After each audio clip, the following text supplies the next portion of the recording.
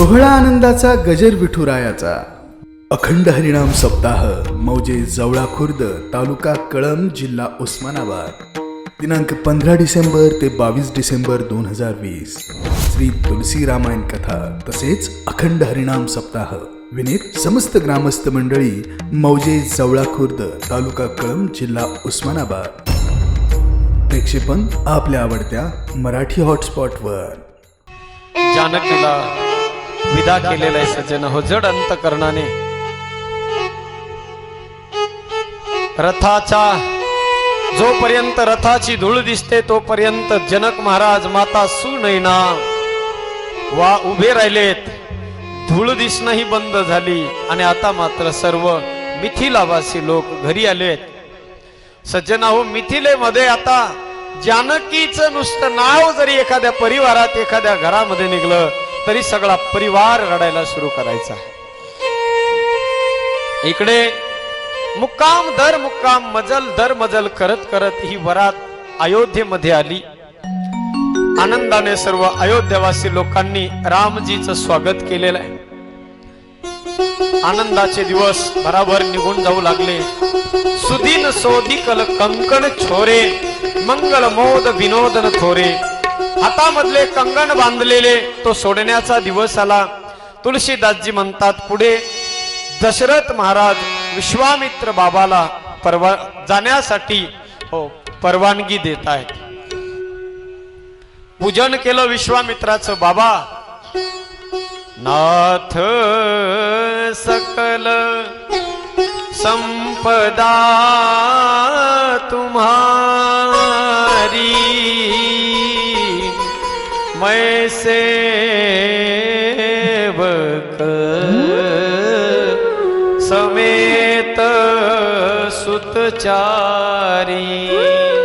बाबा ही सर्व अयोध्येची संपत्ती ही सर्व अयोध्या आणि अयोध्येचं सर्व राज्य तुमचंच आहे असं समजून सदा रहूपुर आवत जाता. पुन्हा पुन्हा येत रहा. आम्हाला आशीर्वादाची तुमच्या गरज आहे असं म्हणून या ठिकाणी तुलसीदासजी वर्णन करतात. दशरथाने विश्वामित्राला विदा केलाय आणि इथे तुलसीदासजी बालकांडाला पूर्ण विराम देतात. गोड ही रामाची भगवान रामजीच्या विवाह सोहळ्याची दिव्य गोड कथा तुलसीदासजी म्हणतात जे कोणी कानाने श्रवण करतील त्यांच्या जीवनामध्ये सदैव सुख समृद्धी संपत्ती संतती आणि उत्साह सदैव विराजमान होईल असं म्हणून तुलसीदासांनी आपले वाणी पवित्र करण्यासाठी म्हणून तुलसीदासजी म्हणतात हे मंगल असणारं बालकांड मी गायलं.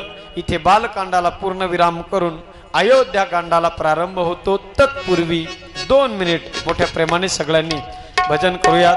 आदरणीय महाराजांचा परिचय नाही या ठिकाणी आज विवाह करून आलेत तेव्हापासून सर्व अयोध्येमध्ये मंगलमय वातावरण आहे. एखादा शेतकरी शेतामध्ये काही खांदण्यासाठी खोदण्यासाठी जर गेला तर त्या जमिनीमधून हिरे माणिक मोती बाहेर पडू लागले.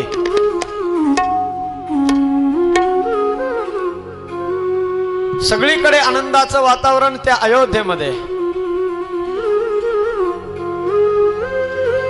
जब तेरा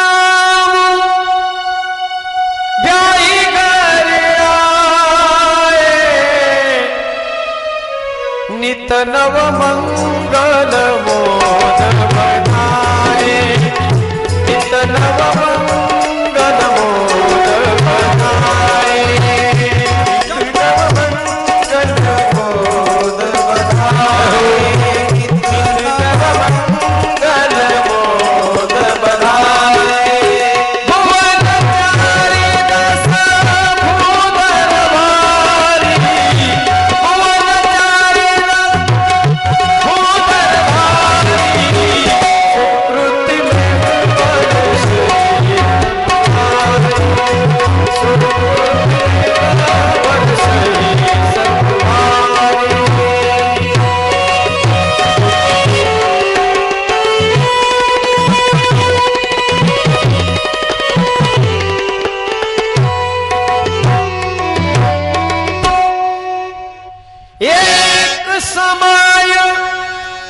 सब सहित समाजा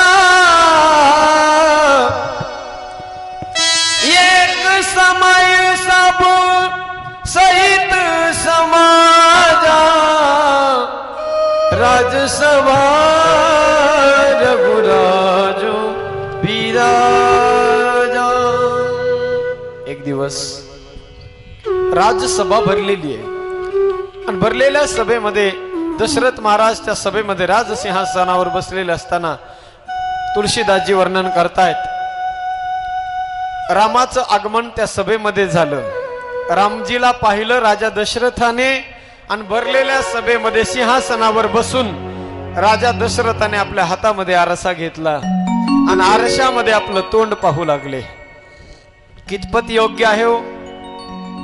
भरलेल्या सभेमध्ये लोक समोर बसलेले असताना हातामध्ये आरसा घेऊन आरशामध्ये पाहणं, आपल्या तोंड त्या आरशामध्ये पाहणं बघणाऱ्यांसाठी जरा विचित्रच वाटतंय।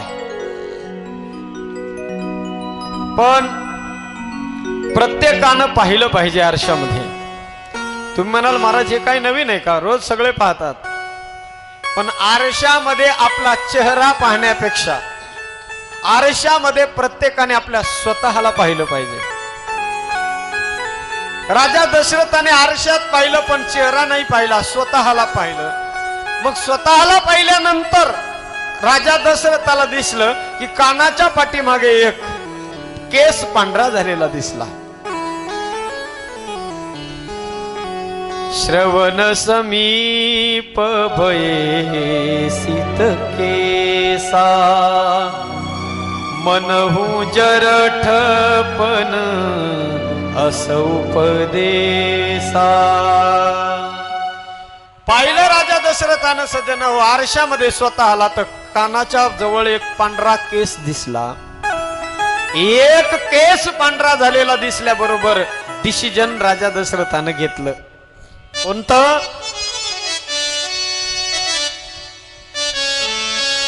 राजा दशरथाने निर्णय केला सज्जन हो की आता या अयोध्येचा सम्राट रामाला बनवलं पाहिजे। हा निर्णय राजा दशरथाने एक कानाच्या पाठीमागे झालेला पांढरा केस पाहून घेतला। आपण आपले सगळे केस पांढरे झाले तरी पुन्हा डाय मारून काळे करतो, तरी चाव्या पोराच्या हातात देत नाही। एक केस पांढरा झाला, निर्णय घेतला मनहु जरठपन अस उपदेसा। रामाला राजगादी देण्याचं दशरथानं ठरवलं सज्जन हो, घोषणा केली भरलेल्या सभेमध्ये। सगळ्या लोकांना मनस्वी आनंद झाला, लोकांना सुद्धा हेच पाहिजे होतं। सगळं काही होतं त्यांच्या जीवनामध्ये, पण सज्जनाव एक गोष्ट वाटायची त्यांना की जोपर्यंत आपण जिवंत आहोत, जोपर्यंत आपल्या जीवात जीव आहे तोपर्यंत एकदा का राम राजा झालेला पाहिला की आपण मरायला मोकळे, एवढंच वाटायचं त्या लोकांना देखील।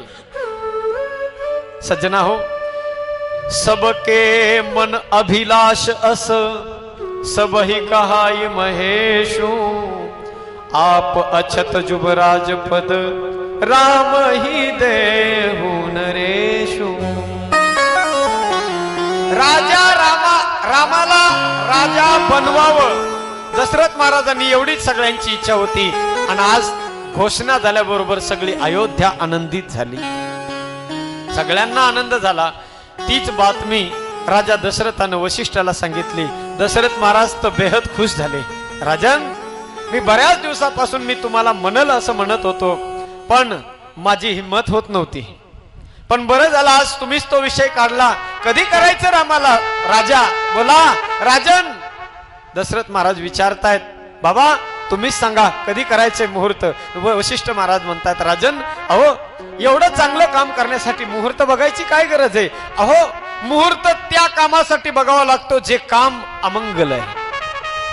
काम जर मंगल असेल, काम जर शुभ असेल आणि काम जर चांगलं असेल सज्जन हो, ते काम करण्यासाठी मुहूर्त बघण्याची गरज नाही। विनाकारण मुहूर्त बघत बसू नका। काम जर चांगलं असेल, शुभ असेल, सत्य असेल आणि चांगलं असेल तर ते काम ज्या क्षणी तुम्ही कराल तो क्षण आणि ती घडीच मुहूर्त आहे, तोच दिवस आणि तो क्षण चांगला आहे। मला वाटतं राजन, आज तुमच्या मनामध्ये हा शुभ संकल्प आलाय ना, आपण आजच रामाला राजा करू. नाही बाबा, आज कसं करता येईल? तयारी नाही झालेली काहीच. कोणतंही काम करायचं म्हटलं तर तयारी करावी लागेल ना. बाबा आपण असं करू, आपण रामाला राजगादी आज न देता अगदी आनंदामध्ये चांगला मोठा उत्सव करून आपण उद्या देऊ. उद्यावर ढकललं कुणी? दशरथ महाराजांनी.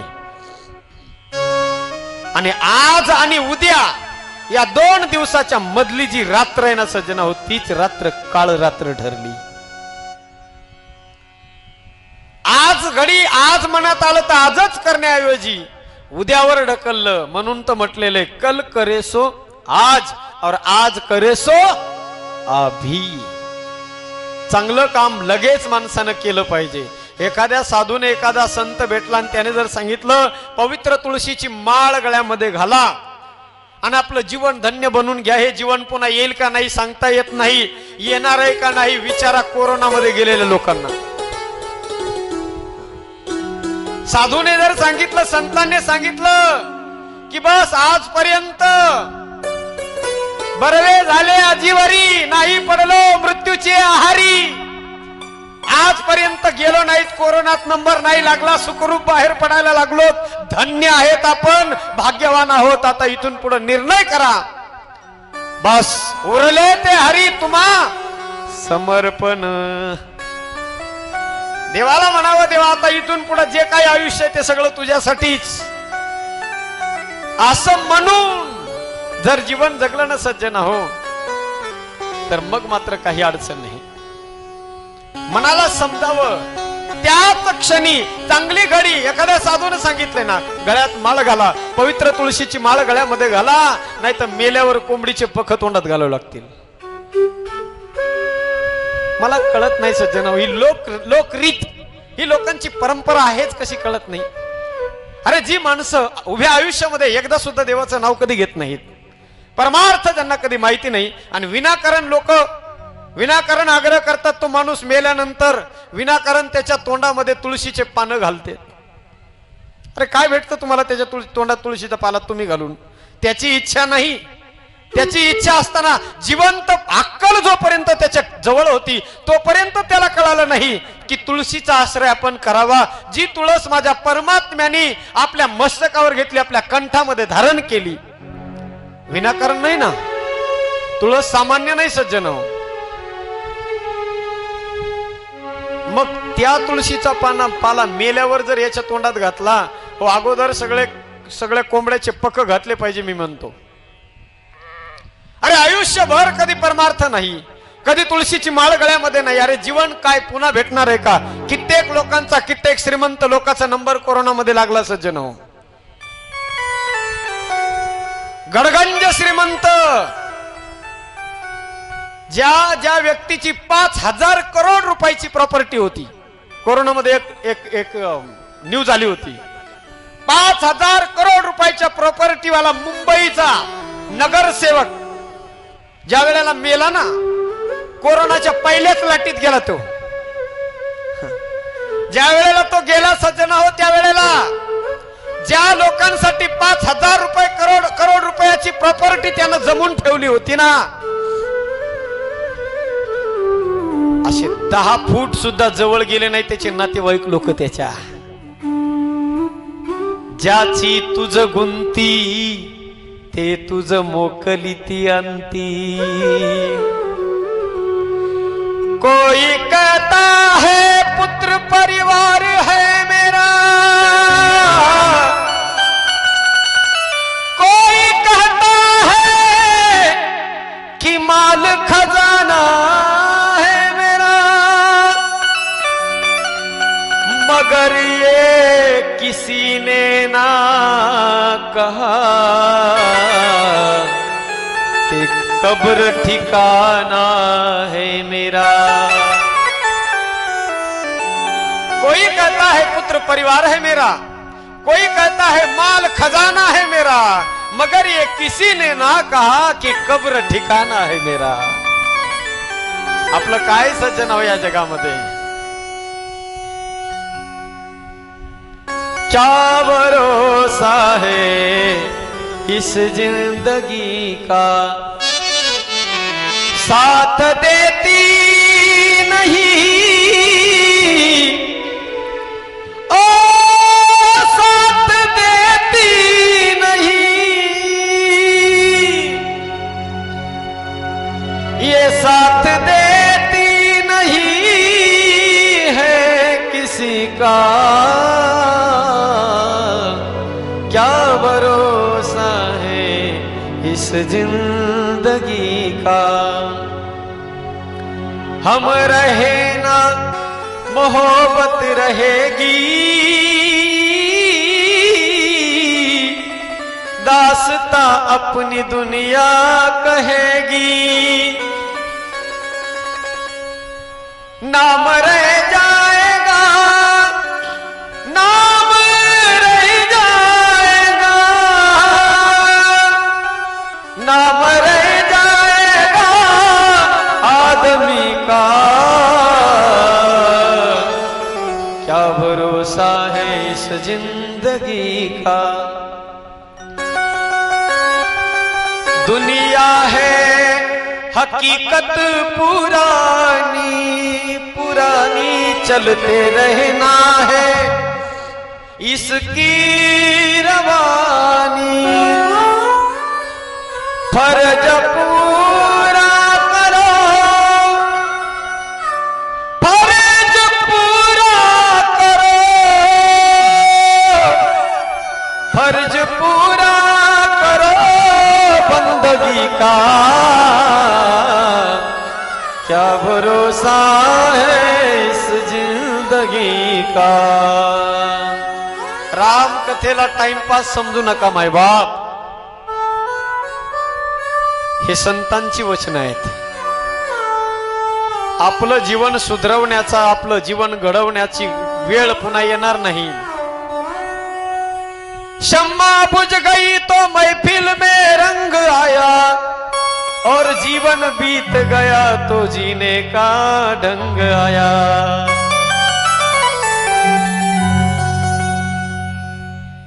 यावत् स्वस्थमिदं शरीरमरुजं यावत् जरा दूरतो यावत् चेन्द्रिय शक्तिर प्रतिहता यावत् क्षयो नायुष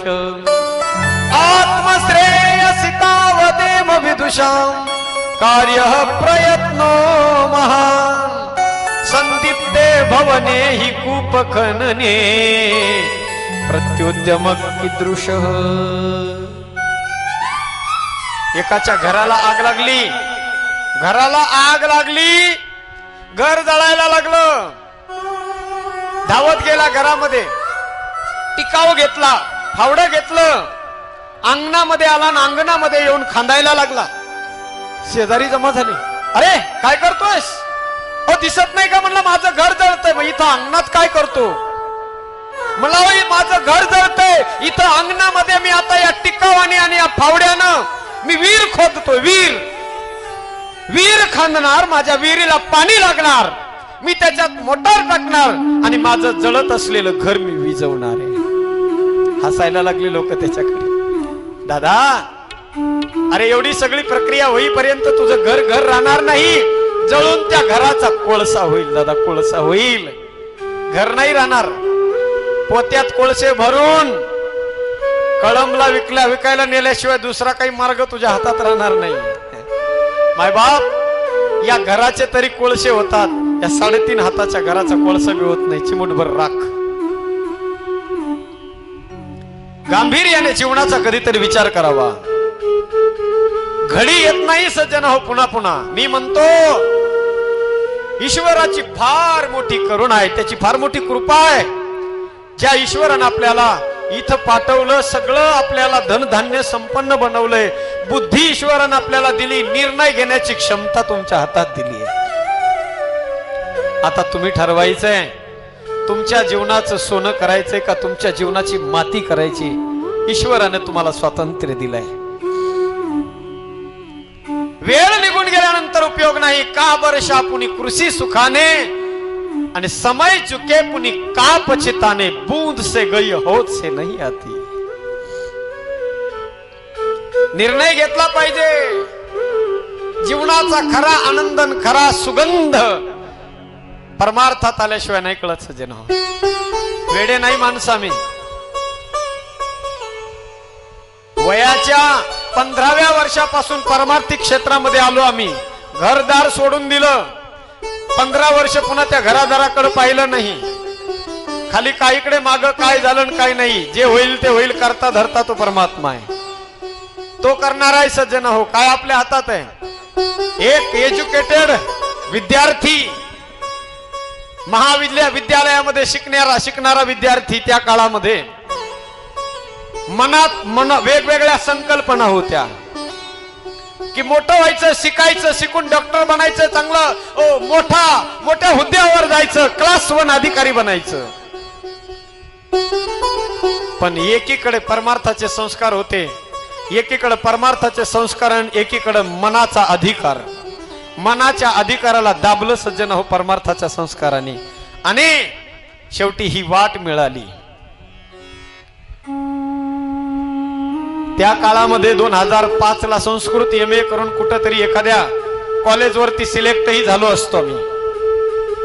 आज लाख रुपये पगार घेऊन कोरोनामध्ये सप्ताह कधी सुरू होतात आणि कथा सुरू कधी होतात याची वाट बघण्याची गरजही पडली नसती. पण आमच्या ईश्वरावर ज्याच्या नावानं घर सोडलंय त्याच्यावर भरोसा होता सज्जन. आणि परम भाग्य की या वर्षीची म्हणायचं आता हे नव्यानं जीवन आहे. कोरोनाच्या पुढचं जीवन हे नव्यानं मिळालेलं आहे. प्रत्येकाला फार मोठा भयंकर हा आजार होता, रोग होता. याच्यात किती लोक होरपळून गेले असते सांगता येत नाही. नरेंद्र मोदी सारखा मुखी या देशाला मिळाला म्हणून त्यांनी सगळी परिस्थिती कंट्रोल मध्ये ठेवली सज्जन हो. नाकारता येणार नाही कोणालाच. म्हणून जीवनामध्ये आपलं जीवन जर धन्य करायचं असेल तर माय बाप हो, ज्या क्षणी आपल्याला चांगला निर्णय मिळाला, चांगला गुरु मिळाला आणि त्या गुरुने आपल्याला सांगितलं ना आता वेळ लावू नका, याच क्षणी करा, तर त्याच क्षणी करावं. दशरथ महाराजांनी शिल्लक डोकं लावलं. आज रामाचा राज्याभिषेक करायचा सोडला आणि उद्या म्हटले करू उद्या. मग बघा काय झालं. तयारीला लागले सगळे लोक, नाचायला लागले. कोणी घरावर तोरण बांधतंय, कोणी रांगोळ्या काढतंय, कोणी नाचायला लागले, हो मंगल गान करायला लागले. सगळी अयोध्या आनंदमय झाली. अयोध्या प्रत्येक जण कोणी रंगरंगोटी करते, कोणी तोरण, कोणी पताका बांधायला लागलाय.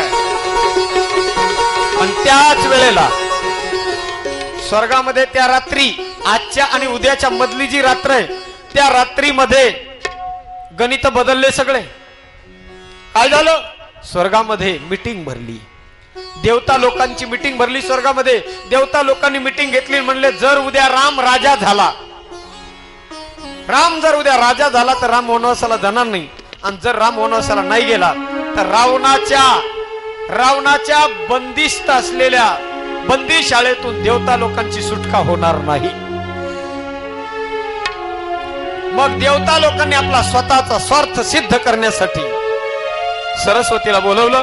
सरस्वतीला सांगितलं तू एक काम कर, उद्या अयोध्येमध्ये जाय आणि राम राजा झाला नाही पाहिजे असं काहीतरी कर. काय करायचं म्हणले असं कर, उद्या एक तरी अयोध्येतल्या एका तरी माणसाची बुद्धी बदलवण्याचं काम तू कर. बघा सज्जन होय का, एक माणसाची बुद्धी जरी अयोध्येतल्या तू बदललीस तरी उद्या रामराज्य होणार नाही. रामराज्य त्याला म्हणतात सज्जन हो 100% पॉझिटिव्हिटी. 99% नाही, 100%. एकही अपवाद राहिला नाही पाहिजे. एक माणसाची जरी बुद्धी, एक जरी मत खिलाफ पडलं, एक जरी मत निगेटिव्ह बाजूने पडलं तरी रामराज्य होत नाही. त्याला 100%च लागतंय. 315 मिळाले म्हणजे काय रामराज्य होत असतं का. किती ताणू द्या ना मोदीनं. हे सगळे आहेतच पुन्हा मीटिंग भरून हे करायला, त्याला डोचायला. रस्त्यावर बसतील, शेतकऱ्याचं आंदोलन म्हणतील, ह्याव म्हणतील, त्याव म्हणतील, काहीतरी करतील, घेरण्याचा प्रयत्न करतील. तो किती ताण. अमित शहाला नाही, 10 अमित शहा जरी आणून एकत्रित केले तरी लोक नाही करू देणार महाराज त्याला. रामराज एवढं सोपं नाही.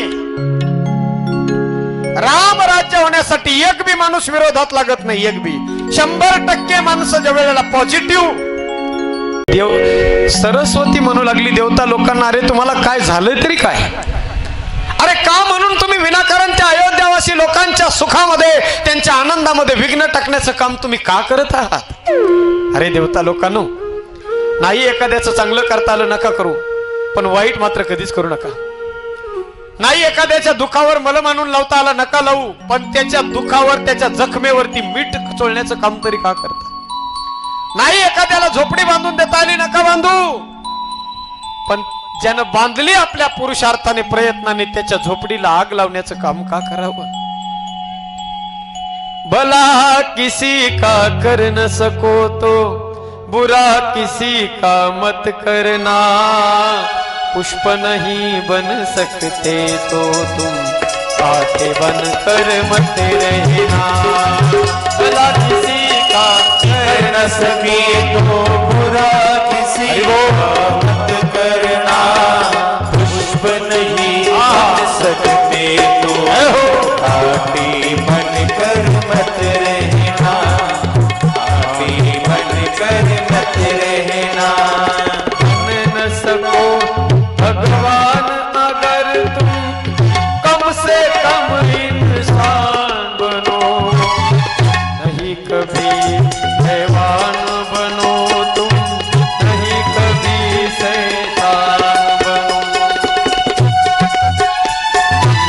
बन सके भगवान अगर तुम कम से कम इंसान बनो, नहीं कभी हैवान बनो तुम, नहीं कभी शैतान बनो. ओ सदाचार अपना न सको तो, सदाचार अपना न सको तो, कभी मत करना. पुष्प नहीं बन सकते तुम, कांटे बन कर मत रहना. पुष्प नहीं बन सकते तो तुम कांटे बन कर मत रहना. सरस्वती देवता लोकांना सांगू लागली, अरे एवढ्या उंच ठिकाणी तुम्ही राहता, पण काही उपयोग नाही. उच्च निवासुनीची कर्तुती, देखी न सकै पराई विभूती. उंच राहता पण तुम्ही उंच राहण्याच्या लायकीचे नाही. देवता लोकांनो, गिधाड पक्षी उंच भराऱ्या मारता आकाशामध्ये, पण त्याची नजर मात्र खाली जमिनीवर किडे मकुड्यावरती असते. अरे नसेल तुम्हाला त्या अयोध्यावासी लोकांचं भलं करता येत, त्यांच्या आनंदात सम्मिलित होता येत नसेल, नका हो, पण त्यांच्या आनंदामध्ये विघ्न टाकण्याचं तुम्ही काम का करता? सरस्वतीला देवता लोकांनी सांगितलं, आम्ही सांगितलं तेवढं कर. भावार्थ रामायणामध्ये तिथं विकल्प शब्द आहे. तुळशीदासजी ते सरस्वती सांगताय, जाते सज्जना होती सरस्वती. कोणाची बुद्धी बदलणार आहे आता? सरस्वती अयोध्येतल्या एकाही माणसाची बुद्धी बदलू शकत नव्हती. ज्यानं अयोध्येत जन्म घेतला आणि ज्यानं सरयू नदीचं पाणी पिलंय सज्जना हो, त्याची एकाची बुद्धी बदलवण्याची ताकद त्या सरस्वतीमध्ये नव्हती. कोण होता असं पात्र शोधू लागली ती. एक पात्र दिसलं, कोण? मंथरा. हिवराच्या झाडाखाली बसलेली आहे, जिचा जन्म अयोध्येत झालेला नव्हता आणि जिनं कधी सरयू नदीचं पाणी पिलेलं नव्हतं. ती मंथरा. असं म्हणतात ती मंथरा हिवराच्या झाडाखाली कलिंगड खात बसली होती. त्या कलिंगडामध्ये प्रवेश केला आणि कलिंगडाच्या माध्यमातून त्या मंथरेच्या शरीरामध्ये प्रवेश झाला. मंथरा सज्जना हो. कोण आहे मंथरा? ऐका ऐका, मंथरा, मंथरा म्हणजे राम स्वरूप आहे. पण मंथरा या 3 अक्षरामधला मधला जो थ आहे, तो थ जर काढला, थू थू, तो थच फक्त थू थू करायला लावतो.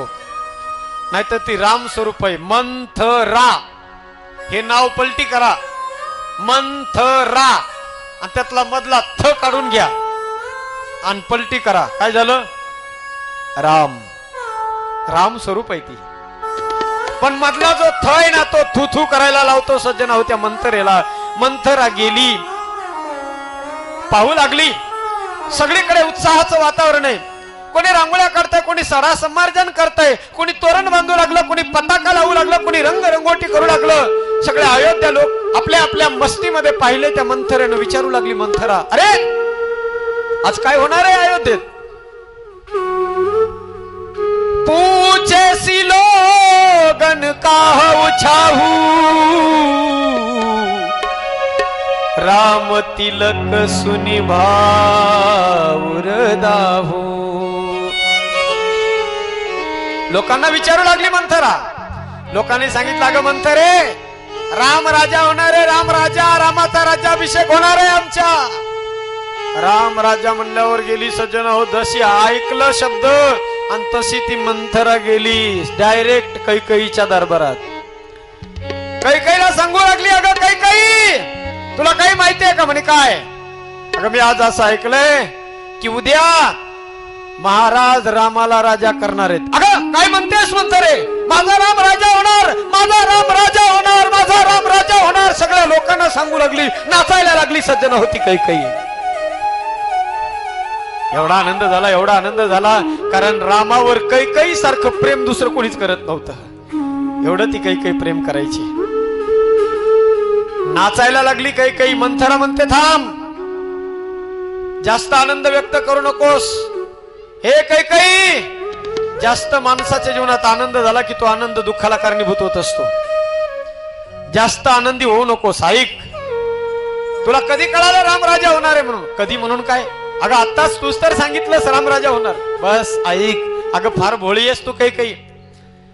राम राजा होणार ही बातमी मला आज नाही कळाली. 15 दिवसापासून चाललेलं षडयंत्र रामाला राजा करायचं म्हणून. तू फार भोळी आहेस कैकेयी. अगं तो राजा दिसतो तसा नाही. राजाचं खरं प्रेम त्या तुझ्या सवतीवर, कौशल्यावर आहे, आणि तुला मात्र तुझ्यावरती नाटकी प्रेम करतोय राजा. राजाबद्दल ज्या वेळेला अपशब्द मुखातून बाहेर पडले मंथरेच्या, तशीच ती मंथरा तिनं ढकलली सज्जन होऊन खाली पाडली. जशी खाली पडली ती मंथरा, तशी तिची हनुवटीतून रक्त निघायला लागलं. तिचे गुडघे घुटणे फुटले.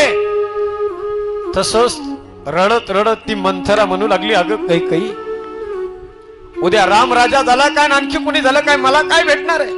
मी दासी तर दासीच राहणार आहे. माझं काय प्रमोशन थोडंच होणार आहे? अगं मी तुझ्या भल्यासाठी बोलते.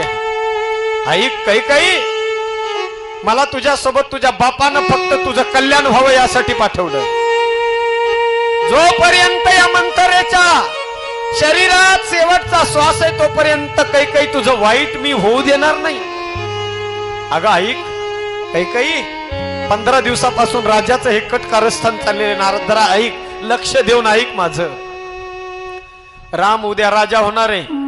राजमातेचा मान तुला नाही मिळणार कैकेयी.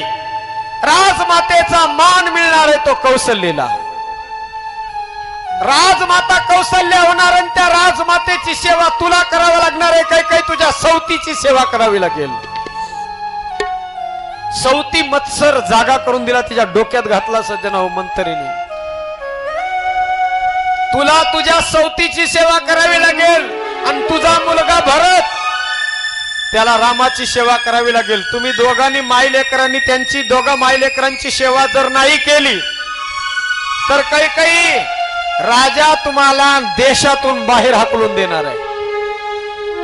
वाह, याला म्हणावं कैकेयी मंथरा सज्जन हो, पक्का गुरु आहे, पक्का. आणि ज्या वेळेला सवतीची सेवा म्हणलं की मग मात्र तिची बुद्धी बदलली. तिला पकडण्यासाठी गेली ती. जसा स्पर्श तिच्या शरीराला झाला सज्जन हो, तसा संचार हिच्या अंगामध्ये झाला.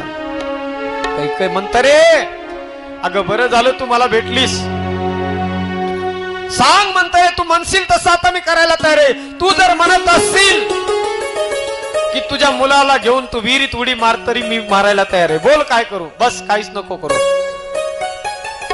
कैकेयी, दशरथ महाराज जोपर्यंत तू एक काम कर, राजाकडून तू तुझे राहिलेले 2 वरदान मागून घे. जोपर्यंत पहिल्या वराने राम भरताला राजगादी माग आणि दुसऱ्या वराने रामाला वनवास माग. जोपर्यंत राजा 7 वेळेस रामाची शपथ घालत नाही तोपर्यंत दुसरा वर मागू नकोस. शिकवून ठेवलं पक्क. इकडे दशरथाला वाटलं आपल्या राणीला सांगावं आनंदाची बातमी. दशरथ महाराज कैकेयीच्या महलाच्या दिशेने गेले. दारावर उभी होती मंथरा. मंथरेला विचारलं दशरथाने, कैकेयी. बोट दाखवलं तिने. ती म्हणू लागली कोप भवनामध्ये. कशाला म्हणतात कोप भवन? जुन्या काळामध्ये राजाच्या राणीला रुसण्यासाठी बनवलेले जे घर असायचं त्याला कोप भवन म्हणतात. त्या मंथरेनं सांगितलं कोप भवनामध्ये. काय अवस्था झाली. कोप भवन सुनी साकूचे उरावू भय बस आगाऊड पराईन पाऊ. कोप भवन शब्द ऐकला आणि सज्जन हो राजा दशरथाचे हात पाय थरथरायला लागले. पायात पाय घोटाळायला लागले. तुलसीदासजी म्हणतात, अरे जो राजा दशरथ स्वर्गात जर गेला, स्वर्गात तर इंद्रानं बसण्यासाठी अर्धा आसन त्याला द्यावं. ज्या दशरथाचं नाव घेतल्याबरोबर राक्षस लोक थरथर कापायचे, तो दशरथ कोप भवन नाव ऐकलं थरथर कापायला लागला. पायात पाय घुटमळायला लागले. कसा बसा भिंतीला धरत धरत कोप भवनात गेला. जाऊन पाहिलं तर केस विस्कटलेले, अंगावरचे सगळे दागिने टाकून दिलेले. कोपऱ्यात एखादी पिशाचे भूत लागल्यासारखी ती पडलेली कैकेयी पाहिली राजा दशरथाने. भयान दिसली ती कैकेयी सज्जन हो. दशरथ महाराज गेले तिच्या हाताला स्पर्श करणार, हात झटकावून लावला. देवी, अरे क्या हुआ है तुम्हें? तू क्यों नाराज हो गई हो? अरे कल मेरा राम राजा होने वाला है और इतने मंगल अवसर पर तुम्हें ऐसे कोप भवन में आकर के रहना उचित नहीं लगता है. देवी, जल्दी से जल्दी तैयार हो जाओ. तुलसीदासजी गोड वर्णन करतात या प्रसंगाचं. केही हे तुरानी रिसानी परसत पानिपती नेवारही. दशरथ महाराज म्हणतात, अगं तुला कोणी काही वाईट बोललं का? तुझं कोणी वाईट अनहित केलंय का? सांग, बोल कैकेयी. उद्या माझा राम राजा होणार आहे. या आनंदाच्या प्रसंगी असं अमंगल वस्त्र धारण करणं चांगलं नाही. तू जर म्हणत असशील तसं मी करायला तयार आहे. तू जर म्हणत असशील एखाद्या राजाचा रंक बनवा तर मी राजाचा रंक बनवेल. तू जर म्हणशील एखाद्या रंकाचा राजा करा तर रंकाचा राजा मी करायला तयार आहे. पण काय झालंय सांग ना. तुला काही हवंय का? तुला पाहिजे काय? बस महाराज, काही हवंय का काही पाहिजे का असं विचारू नका. अहो, किती दिवसापासून माझे प्रलंबित असलेले वरदान 2 तुमच्याकडे बाकी आहे, तेच दिले नाही. अरे देवी, माझा विसराळू स्वभाव आहे, भोळा स्वभाव आहे, विसरून गेलो असेल. बोल काय हवंय? देवी, मागायला वेळ लागेल, द्यायला वेळ लागणार नाही. बोल, मी काय देऊ तुला? महाराज बस करा, मला विश्वास नाही तुमच्यावर. देवी, अरे त्या कुळात जन्माला आलेला राजा दशरथ आहे मी. ज्या कुळामध्ये, ज्या कुळाची रीत अशी आहे, रघुकुल रीत सदा चली आए, प्राण जाए बरोवचन जाए.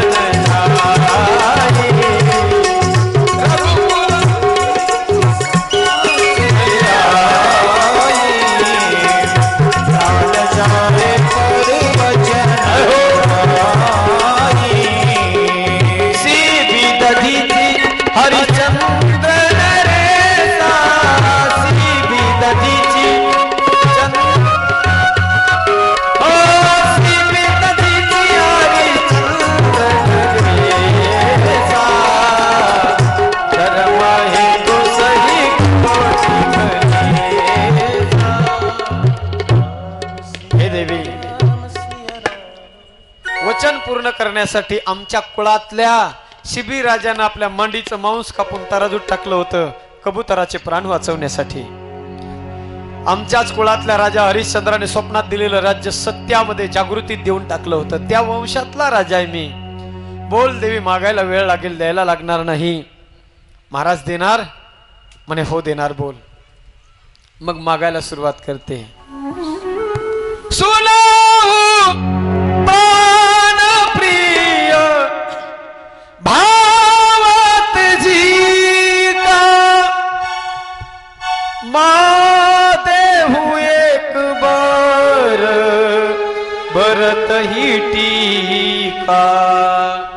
पहिलं वचन महाराज, उद्या जे रामाला राजा करणार आहेत, राम राजा करण्याऐवजी माझ्या भरताला तुम्ही राजगादी द्यावी.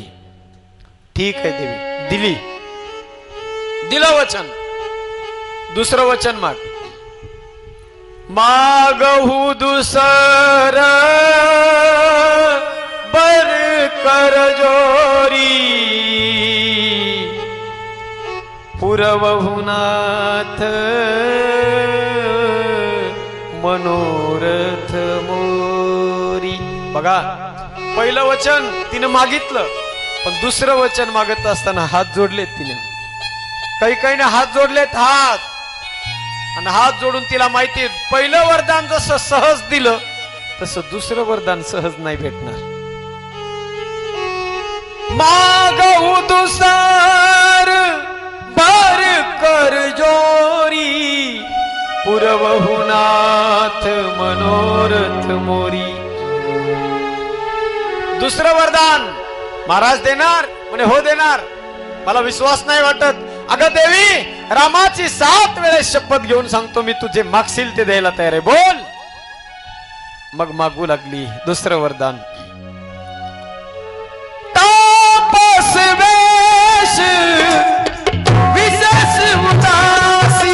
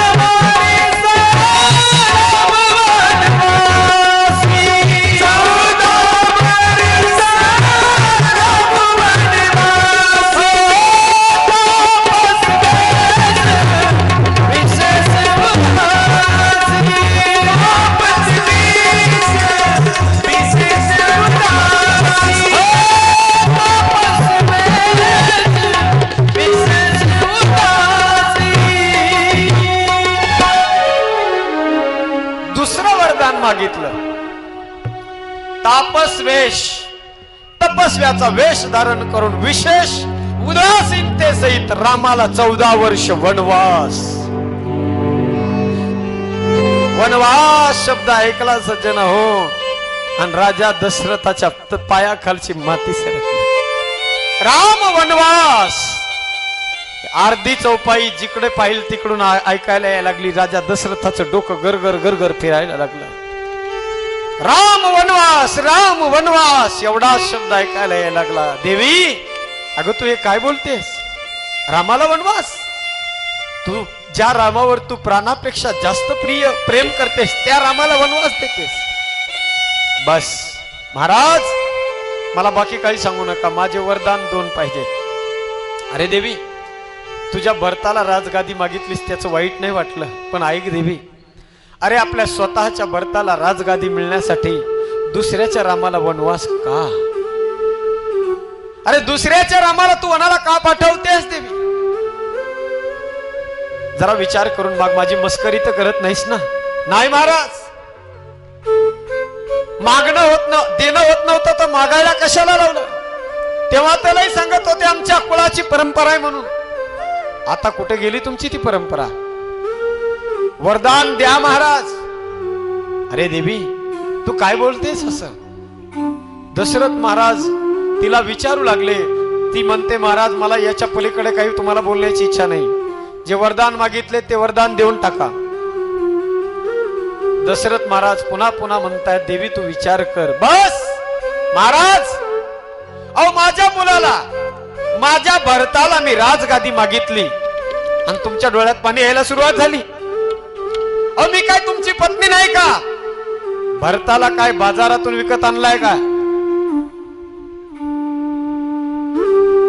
भरत की राऊर पूतन होई आने ही मोद बेसाई की मोही. महाराज, देणं होत नव्हतं तर मागायला कशाला लावलं? पण ऐका, जर उद्या सकाळी सूर्योदयाच्या पहिलं तुम्ही मला माझे वरदान जर नाही दिले तर दोन गोष्टी होतील. एक, मोर मरण आणि तुमची अपकीर्ती.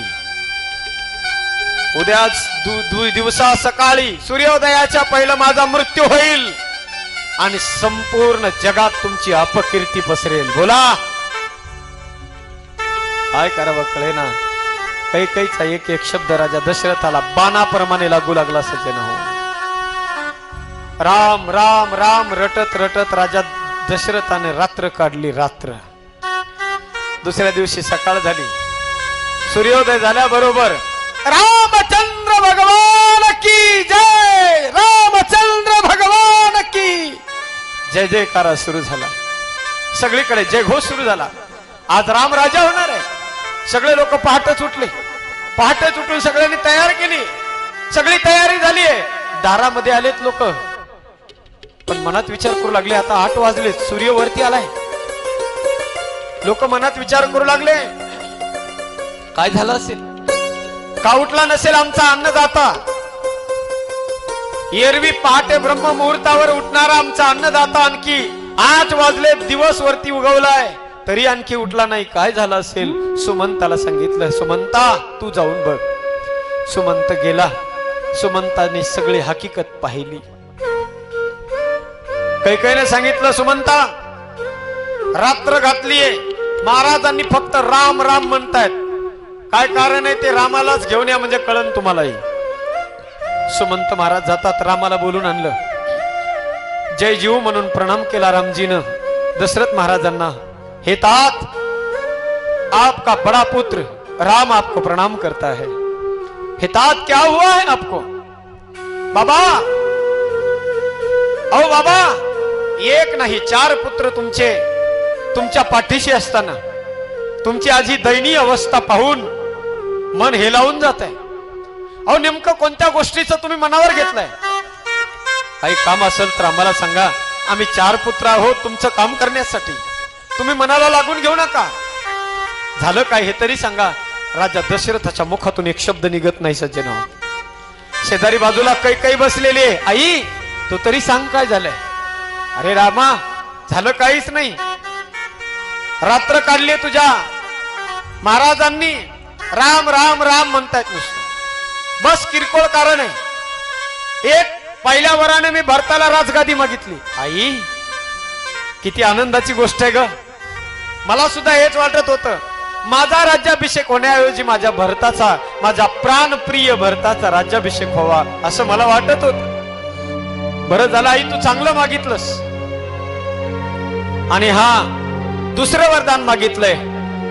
रामा, 14 वर्ष तुला वनवास मागितलाय. आई, काय म्हणतेस? हो. अगं मग तर आनंदाची गोष्ट आहे. अगं आई, जणू काहीच झालं नाही जीवनामध्ये. सज्जन हो, कोणतीही गोष्ट कितीही भयंकर झाली तर तिला किती सॉफ्ट करावं शिकावं रामाकडून. रामजी म्हणतायत, आई 14 वर्षाचा वनवास. अगं ऋषी लोकांना, मुनी लोकांना त्यांच्या समस्या घेऊन आपल्या नगरामध्ये यावं लागतं. आणि आपलं राज्य काय कमी आहे का? समुद्रापर्यंत सरहद्द आहे आपली. त्या सगळ्या वनामध्ये आपलंच राज्य आहे. बस रामा, दिवस वर आलेला आहे. वेळ न लावता आता लवकर तुझ्या आईची परवानगी घे. रामजी प्रणाम केला रामाने आणि रामजी निघाले. सज्जन हो, भैया थोडा आवाज दे. रामजीने प्रणाम केला. सज्जन हो, आणि भगवान रामजी गेले आपल्या आईकडे, माता कौशल्याकडे. कौशल्याला काहीच माहिती नाही. सज्जन हो, कौशल्याने रामाला पाहिल्याबरोबर कौशल्यानं मिठी मिठी मारली रामाला, अगदी हृदयाला लावलं, चुंबन घेऊ लागली. राघव, अरे कब है वो मुहूर्त, समय बीतता जा रहा है. तुम्हारे बापजी और वशिष्ठ बाबा तुम्हें तो कुछ नहीं कहेंगे, लेकिन मुझे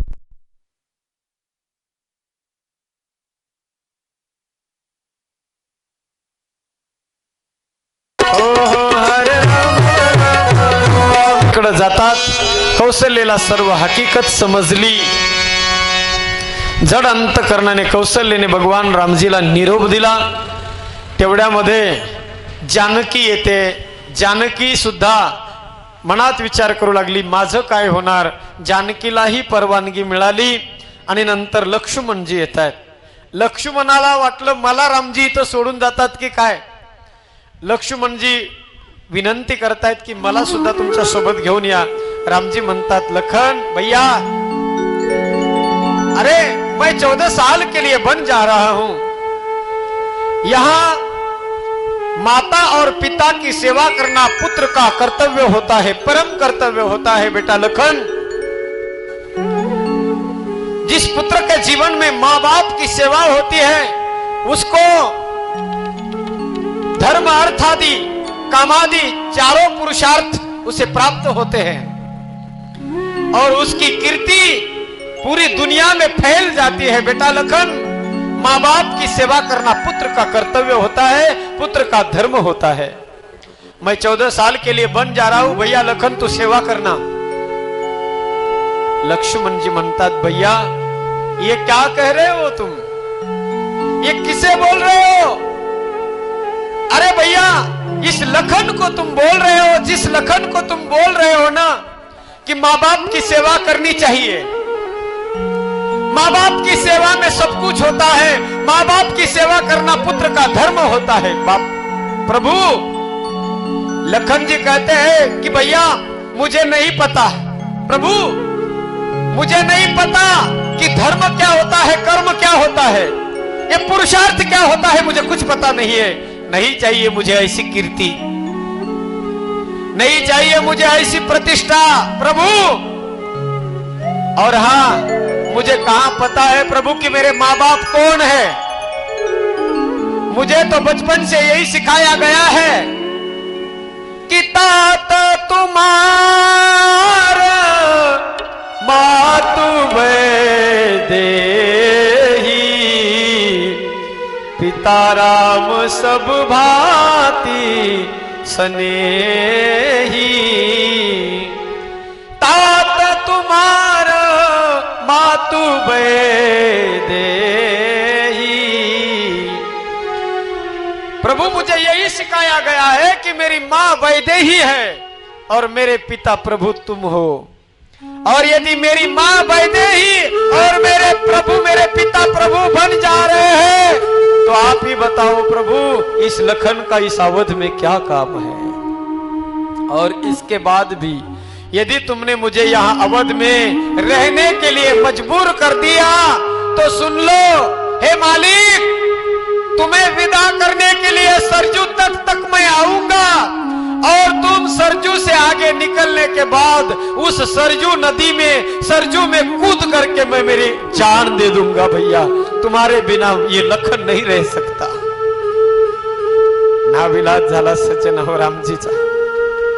जड अंतकरणाने लक्ष्मणाला सुद्धा परवानगी दिली.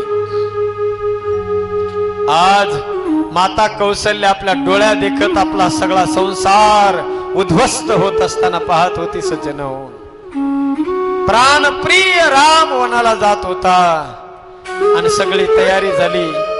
कैकेयीने वल्कल आणून दिलेत. रामाने वल्कल परिधान केले, राम लक्ष्मणाने.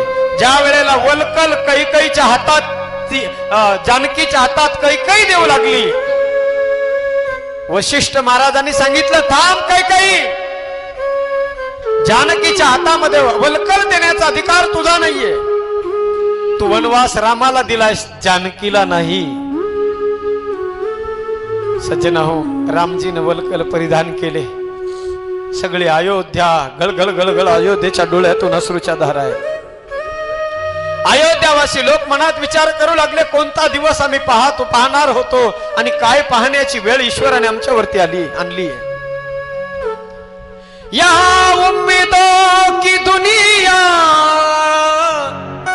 हर इंसान बसाता है, लेकिन पाता है वही जो तकदीर लाता है.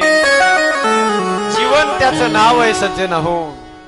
इथे माणूस एक विचार करतो आणि घटना दुसरीच घडत असते. अपेक्षा एकाची करतो आणि फलप्राप्ती मात्र दुसरीच होते. अयोध्यावासी लोकांना वाटलं होतं राम राजा झालेला, राजगादीवर बसलेला राम पाहावा, पण त्यांच्या जीवनामध्ये रामाला वनवासाला जाताना बघण्याची वेळ त्या अयोध्यावासी लोकांची आली. रामजीने वलकल परिधान केले. रामजी आता निघणार. वशिष्ठ महाराजांच्या पायाला दंडवत केलं, नमस्कार केला रामजीने. आणि ज्या वेळेला वशिष्ठाचं दर्शन घेतलं सज्जन आहोत, त्या वेळेला माझ्या राघवाच्या डोळ्यातून अश्रूच्या धारा आल्या. बाबा, जिस दिन इस अवध में मेरा भरत आएगा, मेरे भरत का राज तिलक जिस दिन होगा बाबा, उसके पहले दिन, उसके एक दिन पहले हमको समाचार दीजिएगा. जिस दिन इस अवध में मेरे भरत का राज तिलक होगा बाबा, उसका आनंद हम वहां वन में जाकर के हम उस आनंद में सम्मिलित हो जाएंगे. आम्ही आमच्या कुटियेला सुंदर सजवू आणि तिथे आम्ही आमच्या भरताचा, माझ्या भरताचा राज तिलकाचा आनंदाचा उत्सव आम्ही वनामध्ये साजरा करू. पण बाबा, ज्या वेळेला माझा भरत राज तिलक करण्यासाठी राज सिंहासनावर बसण्याच्या अगोदर बाबा, ज्या वेळेला माझा भरत तुमचे पाय धरण्यासाठी, तुमचं दर्शन घेण्यासाठी येईल ना बाबा, त्यावेळेला एक विनंती आहे तुम्हाला. ज्या वेळेला माझा भरत तुमचे पाय धरेल, तुमचं दर्शन घेईल, त्या वेळेला पुन्हा एकदा माझ्यावरचा एकदा आशीर्वाद माझ्या भरताला तुम्ही द्या. माझा भरत तुमच्या दर्शनासाठी आल्यानंतर रामाचा आशीर्वाद एकदा त्या भरताच्या पाठीवरती ठेवा, एवढीच विनंती आहे. रामजीच्या डोळ्यातून अश्रूच्या धारा आल्या. सर्व अयोध्या गहिवरून गेली सज्जन हो. अयोध्यावासी लोकांच्या डोळ्यातून अश्रूच्या धारा आल्या. अत्यंत करुण प्रसंग आहे. सर्व लोक, सगळी अयोध्या रामाच्या समवेत वनाला जाण्यासाठी तयार झाली. जणू त्या अयोध्येतले लोक म्हणतात, अरे ज्या अयोध्येमध्ये राम नाही त्या अयोध्येत आमचं काय काम आहे? अरे कशाला म्हणून आम्ही राहायचंय त्या अयोध्येमध्ये? जर आमचा राम वनामध्ये जाऊन कंदमुळं फळं खाणार असेल तर आम्ही सुद्धा कंदमुळं फळं खाऊन आम्ही जीवन यापन करू. आमचा राम जर तिकडे कुटियामध्ये राहणार असेल तर आम्ही सुद्धा या महलामध्ये राहणार नाही. आज आमच्यासाठी ही अयोध्या नसून आमच्यासाठी स्मशान आहे. तुलसीदासजी म्हणतात, कशी दिसायली अयोध्या? लागती अवध भयावनी भारी, लागती अवध भयावनी भारी. भयान दिसायला लागली अयोध्या सज्जन हो. भगवान रामजीने वस्त्र अलंकार परिधान केले, निघाली रामजीची यात्रा. रथामध्ये रामजी बसलेले आहेत आणि ज्या वेळेला रथ हाकण्यासाठी परवानगी दिल्या गेली त्या सुमंताला एकच आवाज सगळ्या अयोध्येतून निघाला. आज काय अवस्था झाली? ज्या वेळेला कृष्ण परमात्मा वृंदावन सोडून चालला होता तेव्हा जशी गोपिकांची अवस्था झाली होती ना, तशी अवस्था आज सगळ्या या अवधवासी लोकांची झाली. पण सज्जन हो, याचंच नाव जीवन आहे. याचंच नाव जीवन आहे. इथे माणूस संकल्पना वेगवेगळ्या करत असतो, पण सगळ्याच्याच इच्छा आणि सगळ्याच्याच अपेक्षा या जगामध्ये पूर्ण होत नाहीत. जड अंतकरणाने सगळे लोक रामाच्या सोबत वनवासाला गेलेत. पहिला मुक्काम तमसा नदीवरती पडतोय. तिथे पहिला मुक्काम झाला आणि सगळ्या लोकांना झोपेत सोडून भगवान रामजीची यात्रा पुढे निघाली. रामजी शृंगवेरपुराला जातात. तिथे गुहकाची भेट होते. केवटाचा गोड प्रसंग आहे पण तो प्रसंग आपण आज न पाहता आजची कथा याच ठिकाणी पूर्णविराम घेत आहे. आज आपल्या या कथेला आवर्जून भेट देण्यासाठी आदरणीय पांडुरंगजी महाराज शिंपले, अत्यंत गोड व्यक्तिमत्व, महाराजांचं या ठिकाणी व्यासपीठाच्या वतीनं स्वागत करतो. आदरणीय हरिभक्तपरायण धर्मराजजी महाराज रेड्डी लातूरवरून आज आलेत. महाराजांना सुद्धा मनस्वी वंदन करतो. आमचे जिवलग सखा सोहळा आनंदाचा गजर विठुरायाचा अखंड हरिनाम सप्ताह मौजे जवळा खुर्द तालुका कळंब जिल्हा उस्मानाबाद दिनांक 15 डिसेंबर ते 22 डिसेंबर 2020. श्री तुलसी रामायण कथा तसेच अखंड हरिनाम सप्ताह विनीत समस्त ग्रामस्थ मंडळी मौजे जवळा खुर्द तालुका कळंब जिल्हा उस्मानाबाद. प्रक्षेपण आपल्या आवडत्या मराठी हॉटस्पॉटवर.